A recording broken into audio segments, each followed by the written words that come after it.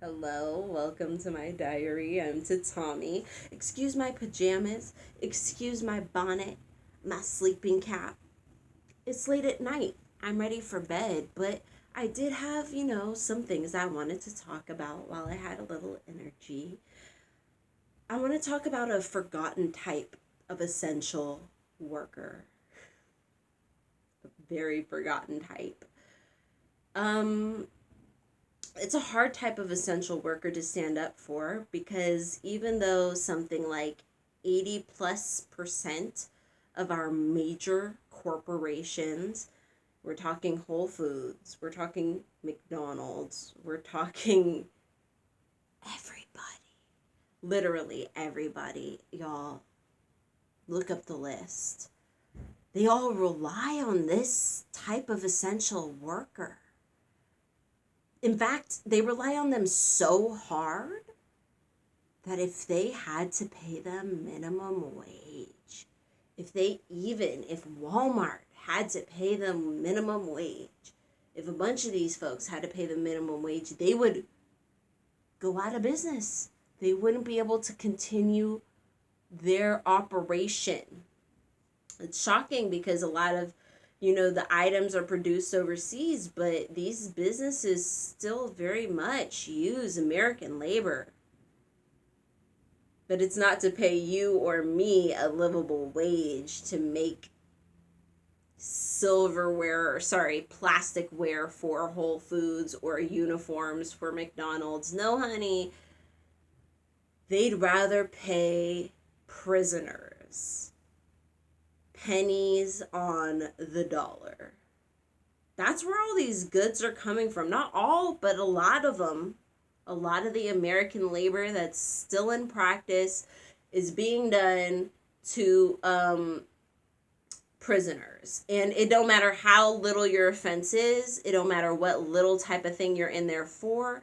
And right now, we've got this weird situation where prisoners are some of our main essential workers. They're people who we should be slapping hero on their sacrifice because, honey, they're being sacrificed. I poured a shot for this. Honor to you. If you are in prison,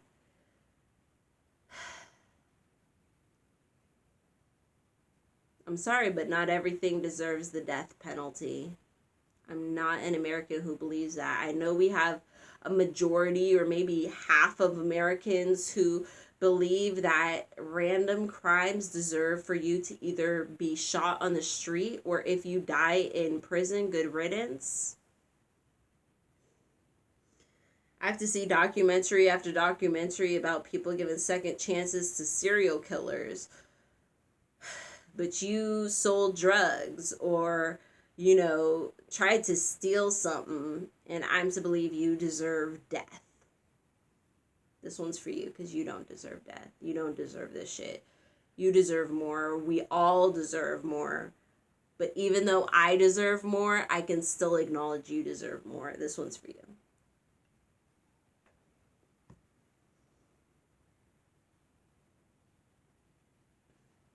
Wild. The elderly, the imprisoned. There's no justice, honey. There's no justice in this country. I was thinking out loud today, is it the richest country on earth if only a couple of the people own all the money and the rest are just scrounging around? The indignity of it all. There's the indignity that I understand people want to focus on of the elderly who have worked and participated their whole entire lives into the system only to pass in an undignified way in the nursing homes, abandoned by the very country they served with their tax dollars, their fight for the youth, their fight for the system, their votes. We abandoned you in your final hour, and that is sad. But they're saying that a lot of the people, I think it was John Oliver, I recently saw say this, that a lot of it was like the amount of old people, elders who have entered the prison system in the last decade has increased like 230%. Something, it was 200 something percent, which is too damn high.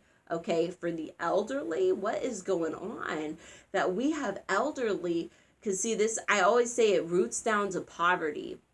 So really what we're saying is we have a grand increase of elders in desperate situations. Isn't that the most embarrassing thing you've ever heard? One of my biggest, this is 6 minutes in, this is a random confession. One of my biggest pet peeves about America. I used to live in, it's not San Jose, it's Santa Clara. I mean, I lived in Sunnyvale as a child, but you don't see this type of shit in Sunnyvale. You see it when you live on the cusp of Santa Clara and San Jose, when you live by the El Camino and you drive by the elders sitting at bus stops, at the bus station, in front of rows and rows and rows of hundreds and hundreds of cars, vans, SUVs. Honey, that will never be purchased in a lifetime. Think of all the people in San Jose. Think of all the people you see roaming around San Jose. Think of who you see in the local Target and the local Safeway. Honey, these people are not going to buy all these Land Rovers, BMWs, Toyotas, etc., etc., etc., etc., etc. It's just so many cars. It's such a waste. It's such a waste of aluminum, of metal, of wheels, of rubber, of engines, and to see old people waiting for the bus in front of cars that will never be bought in that San Jose heat. You're going to see a video about that someday from me, because I could rant on that.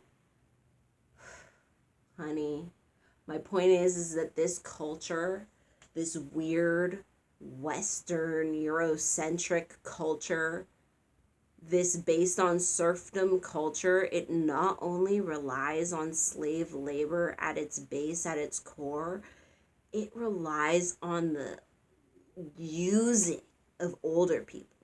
Prior, when lifespans were shorter, it was like you hit 30, fuck you. And now we're getting to the point where it's like you hit 50 or you had a hard 40s, fuck you. And you get to die. You get to just die. It doesn't matter what you put into this system. It doesn't matter who you raised, what you've done. Honey, if you didn't raise a fucking NFL or NBA player, fuck you. Die, bitch. And if you, at any point, were so abandoned by the system that you were, God forbid, ancestors help us. If you were out there at the bus stop as an elder, waiting in the 80-degree heat for a ride, to see other countries, you want to like laugh at me because other countries have a medium between the goddamn bus stop and the car. And they call it the speed track. They call it trains, bitch. Every other country has way faster trains than us, and it's way cheaper than us. But because capitalism, because cars, each person paying individually for a car and driving on the wide open road by themselves, it's more profitable. They cut down the trains. They cut down having speed trains. Y'all, if you've never ridden by train, honey, your next vacation, I encourage you to see if you can do it by train. I don't care if it's a week, you will enjoy it. You will be sitting in a nice comfy chair. You will be able to drink a little more than you normally would on an airplane. You're putting less into the system than a car or an airplane. You're getting where you need to go. You're spending time with the people that you want to spend time with. You're looking out at the wide open world and you're like Mother Nature, Asasha, yeah. Yes, honey, I've taken a train ride and I loved it. And it was an old rickety train. And looking out the damn window made me nervous, but damn it, it was wonderful. And imagine if America invested some of this damn money. If we just cut Israel off for a month. Just 1 month. Honey, sorry, you're gonna have to use the money from last month because we using the money from this month for infrastructure. Infrastructure. We gonna build us some trains, some fast ass trains, honey, but there's nothing like that. All we have is using people to the bitter end to make the most money. It don't care if it's not efficient, if the person at top is getting money. It don't care if it's not even gonna last that long.